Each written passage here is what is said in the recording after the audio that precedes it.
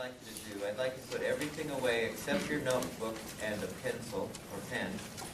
Put everything completely away except one thing to write on.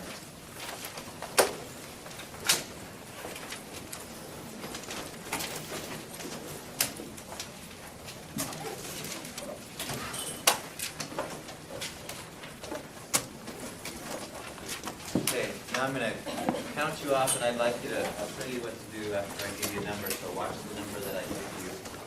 1, 3, 2, 4, 5, 6, 1. Okay? So, I just like the ones, just bring your notebook and a pen and wrap yourself around this table here, the twos around this. Let me start this. We're gonna do some interesting exploring here. But I want to give you a little background of what we're going to do.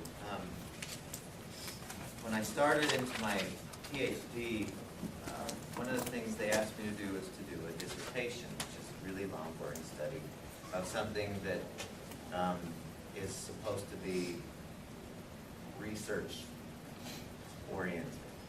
So I did, they said, and do something that you're interested in. So I happened to be very interested in stress management back then, and so I decided I wanted to do a study on stress management, on stress and stress levels and that kind of thing. And my audience, I wanted to look at college students specifically for this study, and so I put together a big, survey, and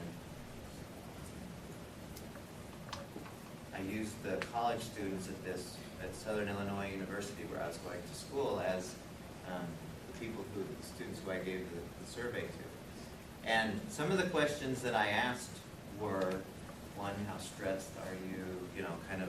There are tests that you can fill out, there's surveys you can fill out that are pretty good at measuring stress level. I asked what things tend to stress students out the most. I asked them questions about what things they do to manage their stress. Do they even know about things? And what things do they do? Whether they work or not doesn't matter. But what things do they consciously employ? What do they do to help themselves with their stress? We asked if they worked or not, and a few other things. It was kind of interesting, some of the results. One of the things that we found in this study was when you looked at men and women, males and females, who do you think reported higher stress levels between those two? What? Women? Why do you think that? Any guesses? I mean, you're right. Why do you think women reported? Any guesses why women reported higher stress levels? They have more stuff going on. That's probably true. Maybe in general, women tend to be more emotional with things. They take things personally. So when something bad happens to them, it's not just like, oh, this just happened. We take it real personally, and it's like, oh man, this happened just to me today. Yep. Go ahead and join this group right here. Yeah, they're a lot closer to their emotions, but also they internalize and personalize things. Is that what you're trying to say? Yeah, when a guy, it's like, oh, that happened, okay, whatever. Or a girl, that happened, oh my God, that happened. And it becomes more closely emotional. What about freshmen, sophomores, juniors, and seniors? Who do you think reported higher stress levels of those four groups? Freshman. Freshmen? Why do you think so? Not used to school life and all that. It's pretty scary when you're a freshman. Yeah. Any other guesses? Jake, say senior, how come? And they're starting to think about what's next. Well, that's accurate. The freshmen and seniors reported higher stress levels than did the sophomores and juniors. We tested, the research shows, who would you guess is the more stressed?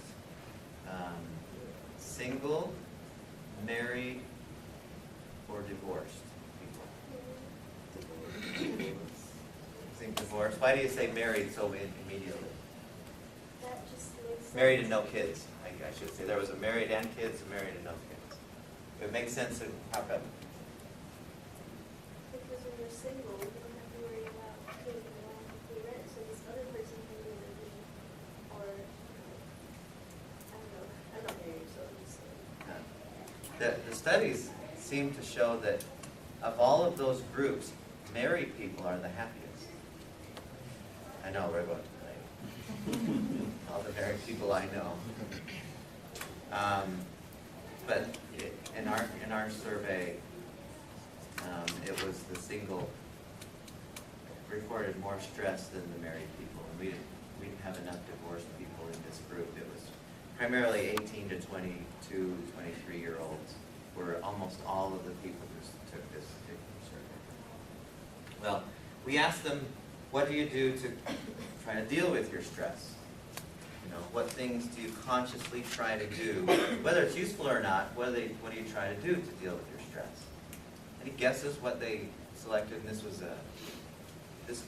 about as typical, I mean, if you looked at like Utah schools, they're not very typical because the population of Utah and the culture of Utah is different than most every other state with the religion, the predominant religion, and students are older and so many more are married. This particular one there, it was very 18 to 24-year-olds, 19 to 24-year-olds. What would you guess was their top ways that they said, here's how I deal with my stress, try to cope? Yes. Drinking was about number 3. I think drinking was number 3 or number 4.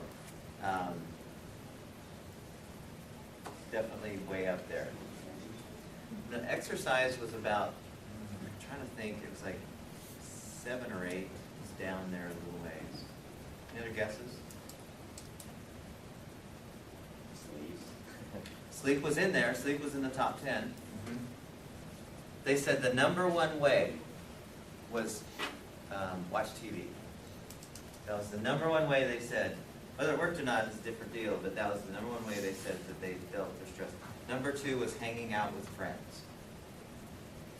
And so from that, I started to think, well, do people even know? Because we asked them, do you know about these other ways? Or through the survey, we got to a sense of, you know, the things that we're learning in here, useful, effective ways, and they just had no awareness of them at all. There was just no understanding of, oh, I can actually relax. Nobody, none of the students reported that they did anything.